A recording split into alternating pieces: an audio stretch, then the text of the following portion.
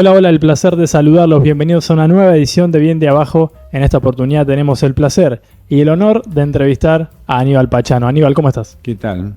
¿Todo bien? Va? Muy bien. Bueno, mejor así. Te cuento un poco, nuestro podcast se llama Bien de Abajo porque justamente repasamos, ¿no?, la vida profesional y actoral de personas que han llegado muy lejos, pero justamente han salido bien de abajo. Así que queremos empezar por tus comienzos, tus inicios. Bueno, primero nací en Tostado, provincia de Santa Fe, en el año 55. Tengo 69 años y provinciano, qué sé yo.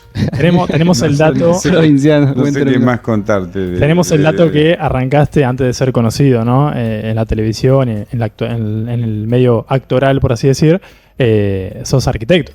Sí, bueno, obviamente que primero me desarrollé como estudiante, bachiller, empecé la carrera de arquitectura en el año 73, me recibí en el 80, en un periodo entre democracia, entre comillas, y militar, y luego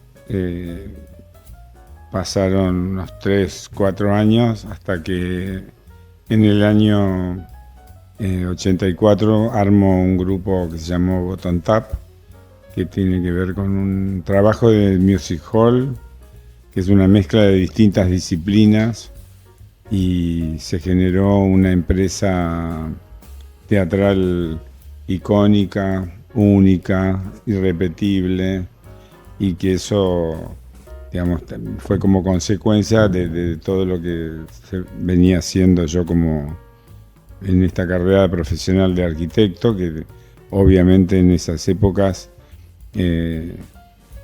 haberme recibido ya fue como una gloria en momentos complicados del país. Digamos, yo he transitado medio siglo y 23 de un país absolutamente enquilombado, de neurona, de pensamiento, de manera de encarar la vida, y digamos, y tuve también la suerte de tener una familia, una mamá muy creativa, un papá muy inteligente, con 3 matrimonios, 9 hijos, una mezcla, un odontólogo muy prestigioso por un lado, y a la vez un cabaretero y una persona que siempre estaba al lado del mundo del espectáculo de alguna manera, por el tema de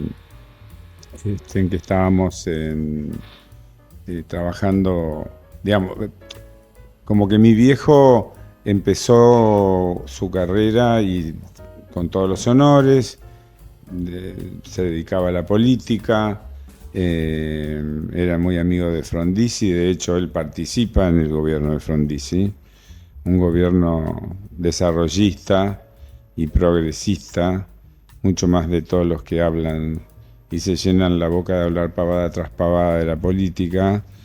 Un grupo de políticos honestos que se fueron con la misma plata con la que entraron, pero que obviamente el peronismo se encargó de hacer todo lo que siempre hace. Si yo no estoy en el poder, nadie gobierna. Esto no es una película que la acaban de descubrir ustedes. Esto viene hace... Seguimos con un fósil, imagínense, venerando un fósil sin manos. Qué casualidad, ¿no? Esas manos que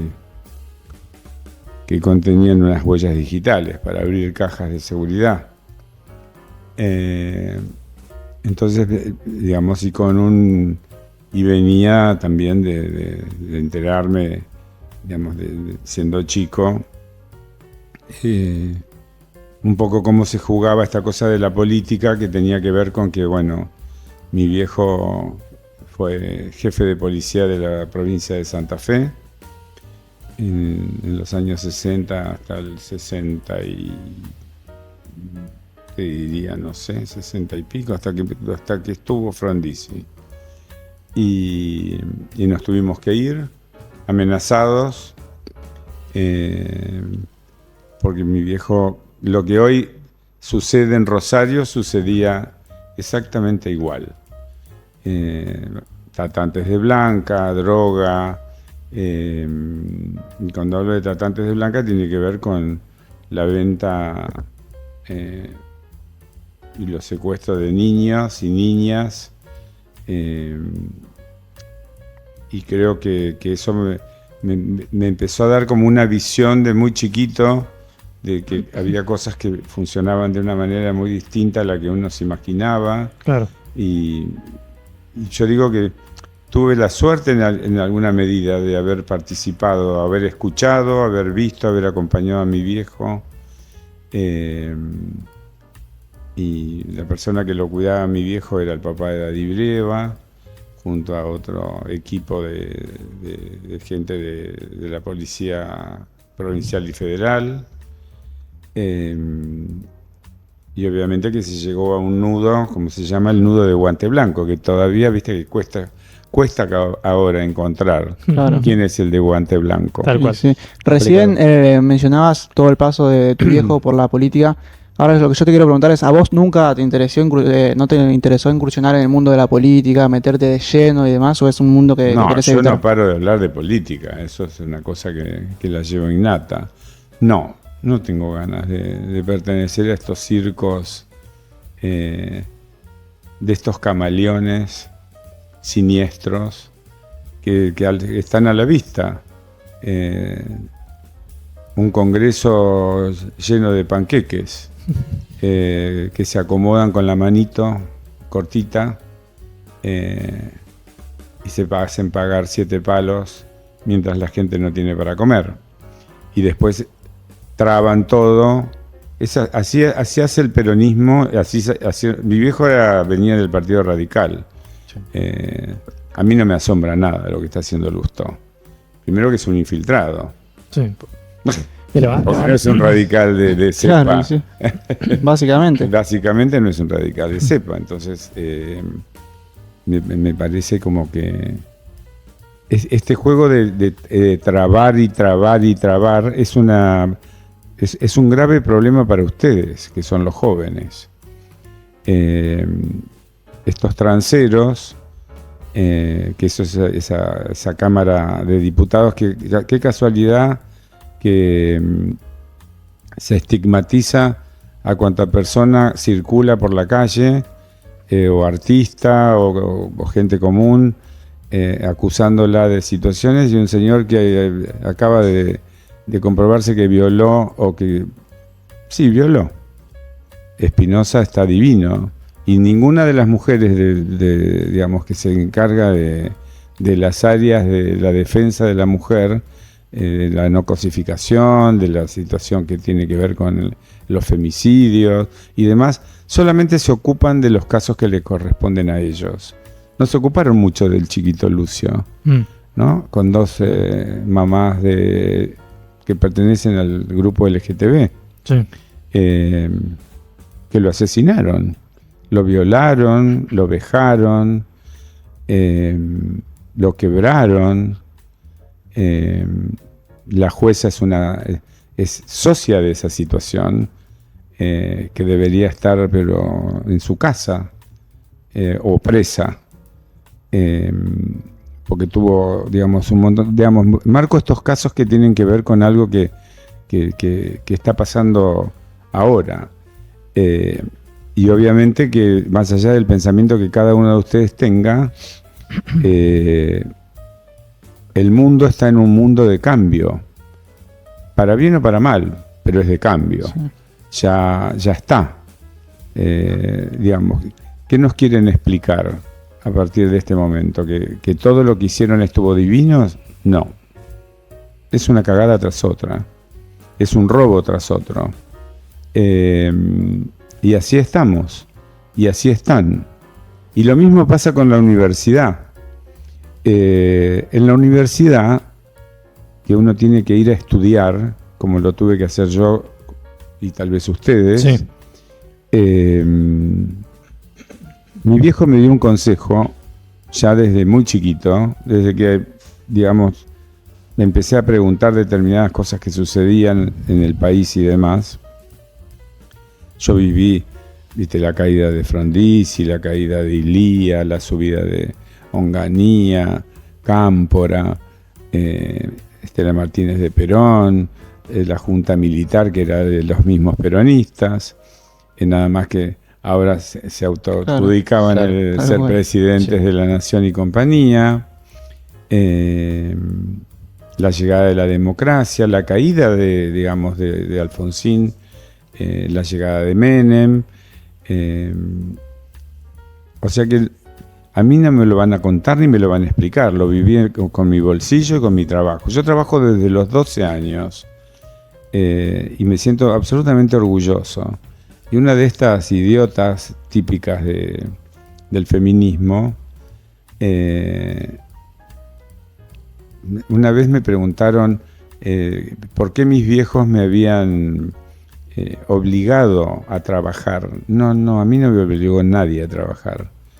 Yo trabajé porque tenía que comer, no como estas ridículas que tuvieron la comodidad en la vida de tener una casa o un plato de comida y ni siquiera la capacidad de formarse, porque además yo me formé en una escuela, primero en una primaria en Santo Tomé, luego fui a Carlos Paz, y donde tuve la suerte de tener maestros de primera línea de vocación, donde me enseñaron a leer y escribir, donde me enseñaron a pintar, a dibujar, a ser creativo, me despertaron junto a mi mamá ese sentimiento por el arte y sobre todo entender el oficio. ¿Qué significa la palabra oficio? Oficio tiene que ver con el trabajo. Y yo empecé en Buenos Aires cuando llegué con una mano atrás y otra adelante con mis viejos que vivían en Las Cañitas, que ahora es un barrio reconcheto y era un barrio que te embarraba las patas porque se te inundaba, ahí atrás de la cancha de polo, en un conventillo, donde había sido la casa de mi abuelo. Y bueno, cuando mis viejos perdieron todo, mi abuelo ya había fallecido, fuimos a vivir a ese lugar donde estaba una tía mía. Y a partir de ese momento, yo lo único que supe en mi interior es que yo quería vivir de la mejor manera posible. Y la única forma era de que yo trabajara.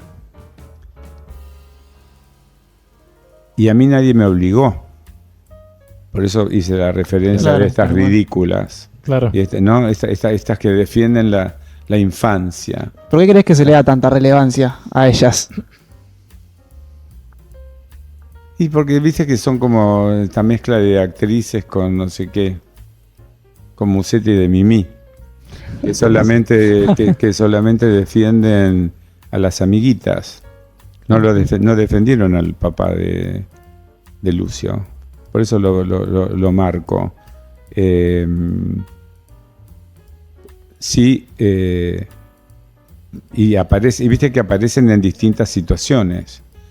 Solamente que tenga que ver con lo que ellas piensan o lo que ellas... No con casos, digamos, no con la chica del Chaco, que se la tiraron a los chanchos, porque como son peronistas y son kirchneristas, entonces no, de eso no se habla. De lo mismo que Espinosa. De eso no se habla, como lo dijeron todas ayer en estas diputadas que son bochornos. Aníbal, ¿cuándo? Imagínate que hay una que nunca estudió y es diputada, la Saracho. Eso es un escándalo. No es un escándalo, cobra divino, cobra 10 veces más que vos. Es terrible. Hablando de cambios, ¿cómo ves al gobierno actual? Mira, yo te lo voy a explicar en una situación que tiene que ver con algo más universal y después entramos en el detalle Milei. El mundo hace muchos años que yo vengo diciendo que el mundo estaba atravesando un periodo que, cuando yo estudié historia del arte, tiene que ver con el manierismo. El manierismo es entre la Edad Media y el Barroco.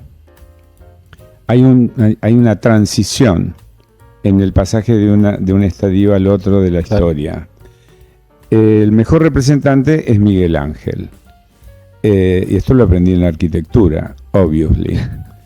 Porque, viste, estudié. Todo sirve. Estudié, me preocupé. Y lo hice solito, digamos, sin el apoyo de nadie. Yo no necesitaba subsidio para estudiar. Estudiaba, estudiaba, me conseguía los libros como tenía que hacer. Universidad pública, ¿no? En la universidad pública, en el Colegio Manuel Belgrano de Mansilla y Ecuador, en Santo Tomé, en una escuela muy conocida en la intersección de dos avenidas, donde ahí aprendí a leer y a escribir, con una maestra maravillosa que no me la voy a olvidar en la vida. Y luego llegué a Carlos Paz y ahí me seguí formando. Después empecé el secundario en el colegio donde estudió el Che Guevara y viví el Cordobazo, algo que fue más o menos en paralelo con la noche de los lápices que tanto hablan ahora y que tanto traen, qué es lo que va a suceder. No va a suceder un pomo. Eso es el circo que hace el peronismo para tapar sus chanchullos. ¿Y qué tiene que ver y cómo se ata esta historia de Miguel Ángel con la historia de Pachano? Que aprendí que había una escultura que es el David, que tuve la suerte después de muchos años de trabajo, de esfuerzo, en un viaje que hice a Italia en el momento que estaba en la salida de mi cáncer, donde también lo conocía el Papa, lo saludé, que sabía perfectamente quién era, pero se hizo bien el nabo. Mira, Francisco. Claro. Pero bueno, tuve la suerte de darle la mano y hablar y explicar un poco que venía de un cáncer, que estaba saliendo de un cáncer. Y tuve la suerte de llegar a Florencia. Entonces, cuando llego a Florencia, en Florencia hay dos cosas importantes que estudié en Historia del Arte. Una es el David y otra es la Biblioteca de la Laurenciana, que no tuve la suerte de ir porque era complejo, viste, estábamos 2 días, bueno, claro. Y no dieron los tiempos para que fuera. La biblioteca, bueno, el David es un cuerpo perfecto, con un pie y una mano totalmente desproporcionada, junto con su cabeza, una perfección física pocas veces vista, bello, con un sexo diminuto, una cabeza enorme con un ceño fruncido. Ese ceño fruncido significa enojo, abarrotado, enojado, que era un poco lo que le estaba pasando a esta circunstancia de la life, de la vida, claro. ¿No? Donde había como mucha convulsión y mucha bronca y mucho enojo. Y luego, ¿por qué cité la Biblioteca de la Laurenciana? Era una caja de zapatos con unos ventanucos arriba, así se iluminaba la arquitectura en ese momento. Y si ves la Capilla Sixtina, también tiene unos ventanucos, claro. ¿No? O el Congreso tiene unos ventanucos, sí, que tienen un nombre que ahora no me acuerdo. Óculos, ¿no? En un tamaño de un óculo que para semejante cúpula es como claro. Diminuto. Claro. Obviamente que la Capilla Sixtina tiene, y el Vaticano tienen otra conformación de renacimiento diferente o más grandilocuente. Pero en esta caja de zapatos había una casualidad de que, así como vos tenías que leer a través de esos ventanucos, su entrada a la biblioteca era una escalera imperial. que estaba encajonada. Una escalera imperial significa que tiene 3 tramos, 2 laterales, izquierda, derecha, y uno Claro. central. Entre medio de esa caja. O sea que estaba comprimida, abarrotada. Y esa escalera era la base del movimiento del dinamismo, que se iba a transformar en el barroco. ¿Y por qué viene a cuento esto? Estamos, por suerte, y gracias a Dios, saliendo de esta cosa del abarrotado, el enojo, la bronca, porque han sido muchos años. No ha sido uno, muchos. Del siglo anterior y 23 de este. Mucho. Demasiado. De no entender qué carajo pasa en el resto del mundo. Y sí entender en que es mejor oprimir para poder gobernar, es mejor tener esclavitud para mejor gobernar. Y cuando digo de esto, lo que acaba de pasar con los piqueteros, la izquierda y parte del peronismo, es eso.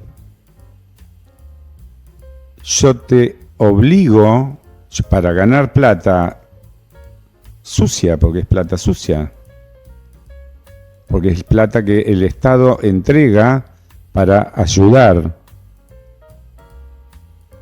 a través de subsidios que no debería pasar. Digamos, sí podés vos tener una ley para que si te quedaste sin trabajo, como en todos lados del mundo, hay un tiempo que puede ser 6 meses, 1 año.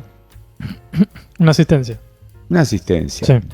No un sueldo de por vida, Exacto. en donde no te enseñan ni a trabajar, no te educan, porque si la imagen es Baradel, solamente con verle la imagen te das cuenta. Que no se baña mucho, que no se lava mucho el pelo. Y eso no es ser pobre. Porque con un tacho en Santiago del Estero mi abuela bañaba a todos los gallegos que llegaron, que eran mis abuelos, los tíos, primos, parientes, piripipí, piripipá, piripipú, que no se bañaban. Porque en Europa no se bañaban. Y sin embargo la India los bañaba. Nadie se sentaba a la mesa si no estaba bañado y con camisa o remera. No, en cuero. Con dignidad. Le decían María Jeta a mi abuela. Peinada al agua. En onda. Tremenda. Pero alineó en una provincia donde hoy hay una pobreza infernal, pero que hacen un estadio multitudinario maravilloso y millonario para que vaya a verlo quién. Hay un autódromo, hay chorros. ¿Hace cuántos años que están en el poder? San Luis, Santiago del Estero, Tucumán, Infram, etcétera, etcétera. Entonces, esto que está sucediendo, que es esta cosa de la liberación y de la libertad, obviamente que yo lo voté en segunda instancia a Milei.